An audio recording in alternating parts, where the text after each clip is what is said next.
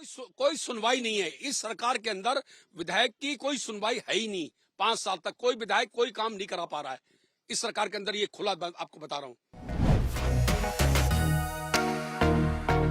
ये पूरे 2-3 प्लेटफॉर्म हैं, लेकिन इनका इस्तेमाल सिर्फ लोग टहलने के लिए करते हैं। सुबह शाम यहाँ हवाखोरी के लिए आते हैं। आप लोग इसी शहर के नागरिक हैं, तो नाम बताएंगे? मेरा नाम हंसराज गुलाटी है। मैं प्रदेश उपाध्यक्ष हूँ व्यापार मंडल का। गुलाटी साहब, आप लोगों ने शिकायतें की, अभी चुनाव आ रहे हैं, तो आपको लगता है कि ये कुछ सुनेगा कोई? आप सन 2018 में 2018 से ये अमान प्रवर्तन में ये बड़ी लाइन को बंद कर दिया गया, छोटी लाइन बंद कर दी गई थी। तब से आज तक जनरल मैनेजर साहब आए, डीआरएम साहब आए, कितनी बार हम लोगों ने ज्ञापन दिया। हमने सांसद महोदय से, अपने विधायक क्षेत्र विधायक से, सब राजनीतिक लोगों से भी कहा। लेकिन बड़ा अफसोस की बात है कि पूरनपुर को लगभग 20 से 25 हजार आबादी जो जोड़ती है, जिसमें कोरैया है, सेरामऊ है, दूधिया खुर्द है, शाहगढ़ है, माला है, सारे लोग उससे जुड़ते हैं। सारा व्यापार होता है। सारा व्यापार यहाँ का चौपट हो गया है। लगभग 75% जो है वो व्यापार खत्म हो गया है। और एक सबसे बड़ी बात बता दूं आपको, बरेली मंडल के अंदर खाद्यान्न का पूरनपुर सबसे बड़ा है। यहाँ 55 राइस मिल है, 5 फ्लोर मिल है, 55 राइस मिल और 5 फ्लोर मिल, और सारा माल जो है बाहर जाता है बड़ी लाइन से। अगर यहाँ गुड्स का खोल दिया जाता तो सरकार को बहुत बड़ा फायदा होता, लेकिन हम लोगों को बड़ा उपेक्षित किया जा रहा है। तो पहले जब 2018 से पहले जब ट्रेनें चलती थी, तो उस समय कितनी ट्रेनें यहाँ आना जाना कितना होता था? कितने आती? एक ट्रेन मेल चलती थी जो चलती थी बरेली से लेकर लखनऊ तक के लिए। लगभग 12 से 14 ट्रेनें पैसेंजर चलती थी, पैसेंजर जिनका किराया मात्र 5 रुपए और 2 रुपए हुआ करता था।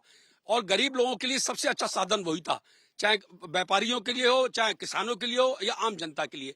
वो ट्रेन बंद हो जाने से हम लोग बिल्कुल बेकार हो चुके हैं। तो बड़ी लाइन बिछ गई है यहाँ सारी? बिछ गई है साहब, काफी दिन से बिछ भी गई है। और मैलानी से लखनऊ चला भी दी गई है। और जो इलेक्ट्रिक पहली बार डीएम साहब आए थे तो हमने उनसे कहा था, तो बोले ये बिल्डिंग टूटेगी। ये बिल्डिंग भी नहीं टूटी है। इलेक्ट्रिक का काम नहीं चालू हुआ था, वो भी चालू हो गया है। लेकिन यहाँ पूरनपुर यहाँ से मैलानी से लेकर पीलीभीत के लोग काफी उपेक्षित किए जा रहे हैं। मेरा नाम संदीप गुप्ता है, मेरी राइस मिल है।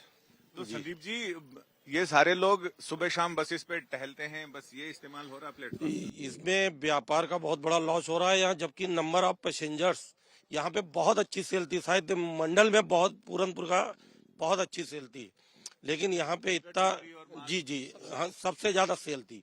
लेकिन यहाँ पे इतनी ज्यादा दिक्कत हो रही है, पब्लिक को आने जाने वालों को बहुत ज्यादा परेशानी हो रही है।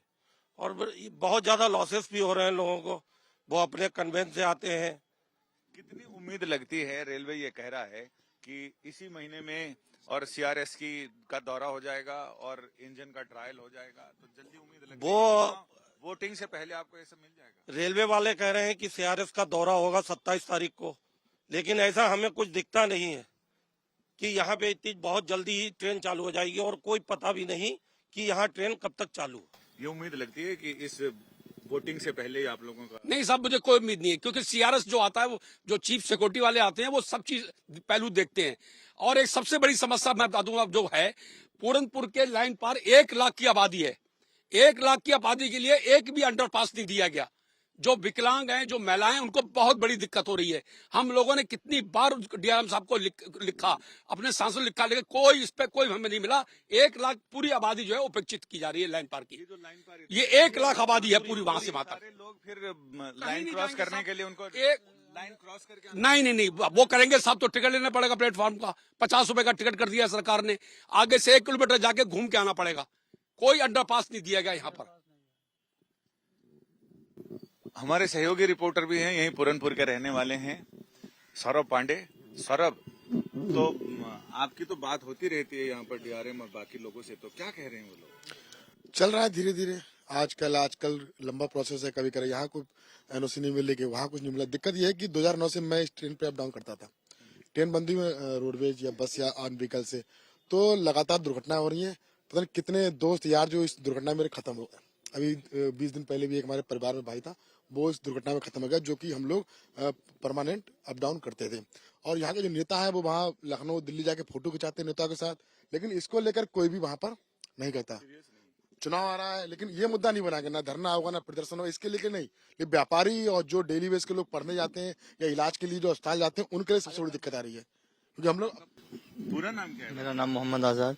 कहाँ रहते हो? मैं लाइन पार रहता हूँ चौगारा में। करते क्या हो? मैं मार्केटिंग करता हूँ लहंगे की। मार्केटिंग काहे की? लहंगे की लाचे वगैरह। लहंगे की। जी तो ये सारी समस्याएं हैं, आपको लगता है कि चुनाव आ रहे हैं, आप लोगों को अपने विधायकों से, सांसदों से बात करनी चाहिए, पार्टियों के जो बिल्कुल। वोट मांगने आए उनसे? जी बिल्कुल करना चाहिए। बहुत दिक्कत हो रही है अंडरपास के लिए। हम लोग धरना भी दिया था, यहाँ पे बैठे भी थे। अच्छा, जी जी हम लोग मैं बैठा था। सब लोग हम धरने में बैठे थे। धरने में लोग आते भी हैं, क्योंकि यहाँ तो शहर से तो कनेक्शन ही कट गया, यहाँ तो लोग टहलने वहलने आते हैं। नहीं आए भी थे काफी आज भी काफी दिन बैठे थे, काफी दिन हम लेकिन लोग। उनको थोड़ा डराया धमकाया गया। जी तो धरना हुआ, कितने दिन धरना दिया आप लोगों ने? धरना नहीं, हम 8 दिन लगातार बैठे यहाँ पे, और फिर एसडीएम साहब के पास भी गए थे।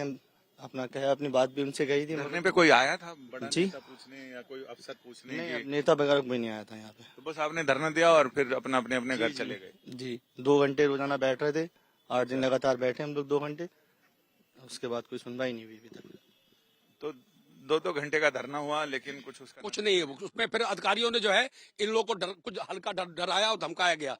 तो बल्कि मैंने इनसे कहा भी आप लोग बैठी देखें कौन क्या करता है, लेकिन ये लोग थोड़ा सा बेचारे जो गरीब लोग हैं। चुनाव आ रहे हैं गुलाटी साहब, तो इसमें पूरनपुर की जनता क्या सोच रही है कि क्या क्या मुद्दे रहेंगे? रेलवे का रेलवे चलाने का, हाँ, रेलवे का मेन मुद्दा रहेगा, आपका स्वास्थ्य का रहेगा, शिक्षा का रहेगा, सब मुद्दे रहेंगे। तो ये बताइए कि आपके जो जनप्रतिनिधि हैं, जो विधायक हैं इस पूरे इलाके के, कम से कम 4 तो होंगे।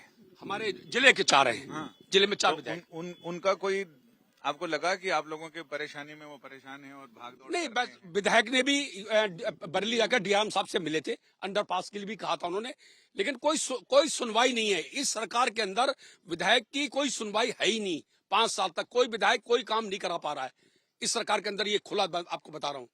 इस चुनाव में आप लोग ऐसा कुछ प्रेशर डालने की सोच रहे हैं? हाँ बिल्कुल, हमने पूरा अभी विधायक से कहा भी था कि देखिए ये कौन है विधायक? हमारे यहाँ बाबूराम पासवान है, उनसे कहा भी था कि अगर ये समस्या हमारी नहीं होगी तो लाइन पार के लोग ये भी सोच रहे हैं, जो कि मैं इनको मना करूंगा ऐसा ना करें, कि अगर ये अंडरपास नहीं बना तो लाइन पार का 1 लाख की जो आबादी है वो इसका चुनाव का बहिष्कार करेगी।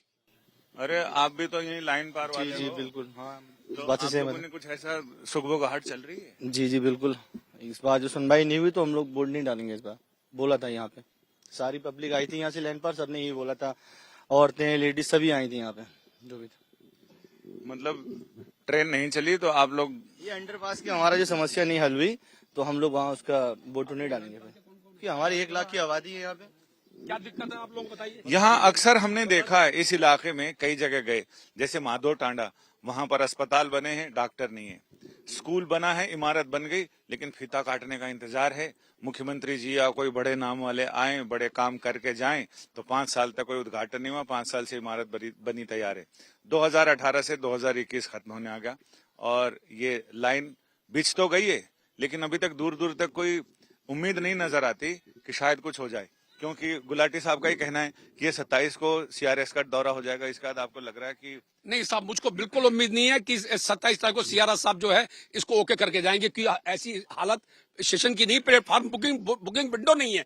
हमने डीएम साहब से कहा था रिजर्वेशन की विंडो खोल दीजिए, कम से कम जो लोग बाहर से रिजर्वेशन करा रहे हैं वो ना कराएं, वो भी उन्होंने नहीं कराया। बिल्कुल कोई विभाग, और जब सीआरएस कह रहे हैं 27 तारीख को, मुझे 1% उम्मीद नहीं है कि ट्रेन अभी हमारे यहाँ 3-4 महीने चल पाएगी। क्योंकि पहले तो इमारत टूटेगी, उसके बाद नई इमारत बनेगी। इस बीच रेलवे कितनी हड़बड़ी में रहेगा पता नहीं है, किसी को भी ये पता नहीं। और दूसरा कि चुनाव आने से पहले तक यहाँ ट्रेन चल जाएगी या नहीं, इसको लेकर भी इन लोगों के मन में बहुत उम्मीद नजर नहीं आ रही।